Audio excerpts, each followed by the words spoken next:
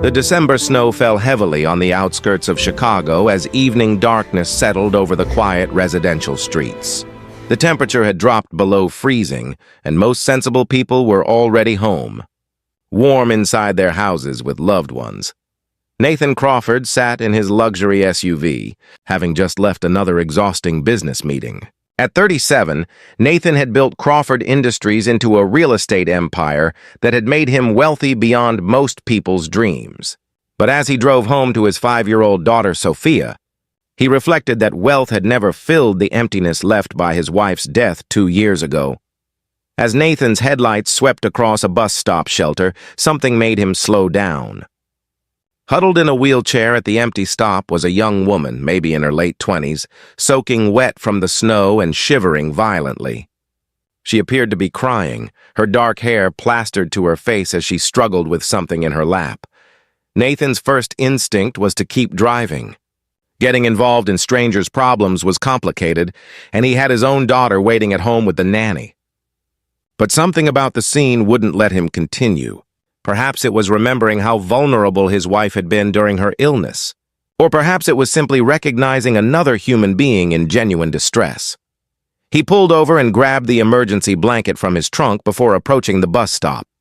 "Excuse me," Nathan said gently, trying not to startle her. "Are you all right? You're going to get hypothermia out here." The young woman looked up, and Nathan could see both fear and desperation in her eyes. Her gray coat was soaked through, and she was trembling so violently she could barely hold the brown paper bag in her lap. "I'm waiting for the bus," she said through chattering teeth. "It should be here soon." Nathan checked the bus schedule posted at the stop and felt his heart sink. "The last bus on this route left 20 minutes ago. The next one isn't until 6 tomorrow morning." The woman's face crumpled as she realized she had no way to get home. "I must have read the schedule wrong. I had a job interview downtown and I thought I had enough time." "Come with me," Nathan said, the words leaving his mouth before he fully thought through the implications. "I can't leave you here to freeze. Let me take you wherever you need to go." The woman looked at him with understandable suspicion. A wealthy stranger offering help to a vulnerable woman in a wheelchair could have any number of motivations. Not all of them good. "I know this seems strange," Nathan continued, "and you have every reason to be cautious. But I have a 5-year-old daughter waiting for me at home, and I would hope that if she were ever in trouble, someone would help her too. Please at least come warm up in my car while we figure out what to do." Something in his voice must have convinced her, because she nodded slowly. "My name is Rachel Morrison, and thank you for stopping." As Nathan helped Rachel into his vehicle and loaded her wheelchair, he learned more about her situation. Rachel had been paralyzed from the waist down in a car accident 3 years ago, the same accident that had killed her husband. She had been living with her elderly aunt and trying to rebuild her life while managing chronic pain and limited mobility. The job interview was for an administrative position, Rachel explained as warmth slowly returned to her body. "I'm a certified accountant, but most companies don't want to deal with accessibility accommodations. This company seemed different, so I was hopeful." "How did the interview go?" Nathan asked. Rachel's expression darkened. "They said my qualifications were excellent, but then they mentioned their office was on the 3rd floor of a building without an elevator. They suggested I might be happier finding something more suitable to my situation." Nathan felt anger rise in his chest at the obvious discrimination, but he kept his voice calm. "Where do you live? Let me take you home."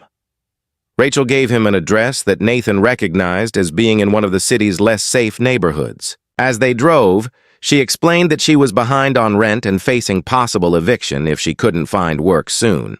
Her disability payments barely covered her medical expenses, and her aunt's retirement income couldn't support both of them much longer. When they arrived at Rachel's building, Nathan was dismayed to see that it had no wheelchair ramp and appeared to be in serious disrepair. Rachel noticed his expression. "It's not much, but it's what I can afford," she said quietly. "My aunt lives on the 1st floor, so at least I don't have to deal with stairs." Nathan made a decision that would change multiple lives. "Rachel, I have a proposition for you. Crawford Industries needs a new financial controller. Our current person is retiring, and we need someone with strong accounting skills who can also help modernize our financial systems. Would you be interested in interviewing?" Rachel stared at him in disbelief. "Mr. Crawford, you don't have to offer me charity just because you found me at a bus stop."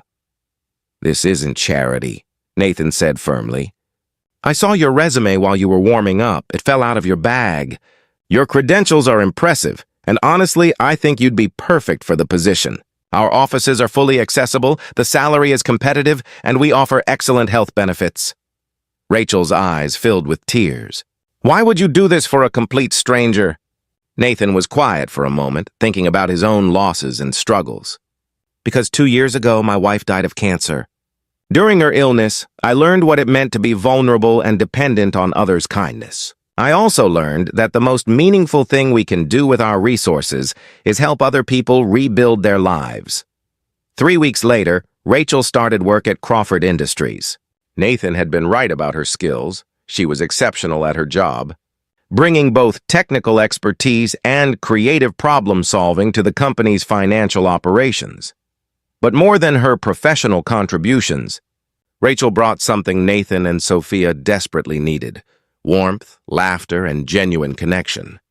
She became a regular presence at their home, initially for work discussions, but gradually evolving into family dinners and weekend activities. Sophia was fascinated by Rachel's wheelchair and asked endless questions about how it worked and why Rachel needed it. Rather than being uncomfortable with a child's curiosity, Rachel answered every question patiently and honestly, teaching Sophia about disability, resilience, and the many different ways people navigate the world. "Miss Rachel, does your wheelchair make you sad?" Sophia asked one evening while they were decorating cookies together. Rachel considered the question seriously. "Sometimes it makes me frustrated because there are things I wish I could do that are harder now.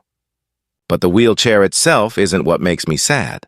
What makes me sad is when people only see my wheelchair instead of seeing me." Sophia nodded with the profound understanding that children sometimes possess. "Daddy sees you. I can tell because he smiles different when you're here." Nathan, who had been listening from the doorway, felt his chest tighten with emotion. His daughter was right. Rachel had awakened something in him that he thought had died with his wife: the ability to imagine a future that included joy rather than just duty. 6 months after finding Rachel at that bus stop, Nathan asked her to dinner at the same restaurant where they had shared their first meal after her initial day at work. "Rachel, I need to tell you something," Nathan began, his usual confidence faltering slightly.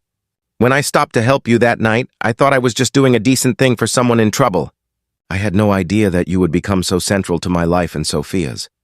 Rachel reached across the table and took his hand. "Nathan, you gave me back my life when I was at my lowest point. But more than that, you saw me as a whole person rather than just someone to be pitied."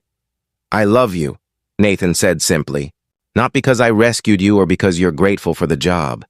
I love you because you're brilliant, kind, funny, and you've helped heal my broken heart. You've shown Sophia what real strength looks like, and you've reminded me that moving forward doesn't mean forgetting what we've lost." Rachel smiled, tears streaming down her face. "I love you too, but I need you to understand something important. I will always be in this wheelchair. There won't be a miracle cure or a happy ending where I suddenly walk again. My disability is part of who I am, and it comes with challenges that will affect our life together." "I know," Nathan replied, "and I'm not asking you to change anything about who you are. I'm asking if you'll build a life with us, challenges and all, because you make our family complete." 2 years later, the Crawford family had grown and evolved in ways none of them could have predicted.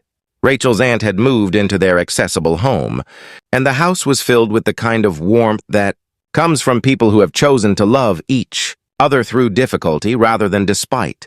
Rachel had revolutionized Crawford Industries' approach to inclusive hiring, making the company a model for disability employment that had earned national recognition. More importantly, she had shown Nathan and Sophia that the most valuable thing we can offer others isn't money or professional opportunities, but the dignity of being seen, valued, and included. On snowy evenings, Nathan would sometimes drive past that bus stop where he had found Rachel, and he would think about how close he had come to driving past that night. The decision to stop had seemed like a small act of kindness in the moment, but it had fundamentally altered the trajectory of multiple lives. The girl crying in the snow had become the center of their family. And the millionaire who stopped to help had discovered that the greatest wealth comes not from what we accumulate, but from who we choose to love and how we choose to treat others when they are most vulnerable. Thank you for listening to this story about the power of compassion to transform lives and the courage it takes to help someone when they need it most. If this tale reminded you that small acts of kindness can have profound consequences, please like this video, share it with someone who believes in helping others without expecting anything in return, and subscribe for more stories celebrating the humanity that connects us all. We'd love to hear in the comments about times when a stranger's kindness changed your life, or when you chose to help someone despite the inconvenience. Remember, we never know how our decision to stop and help might change not just someone else's life, but our own as well.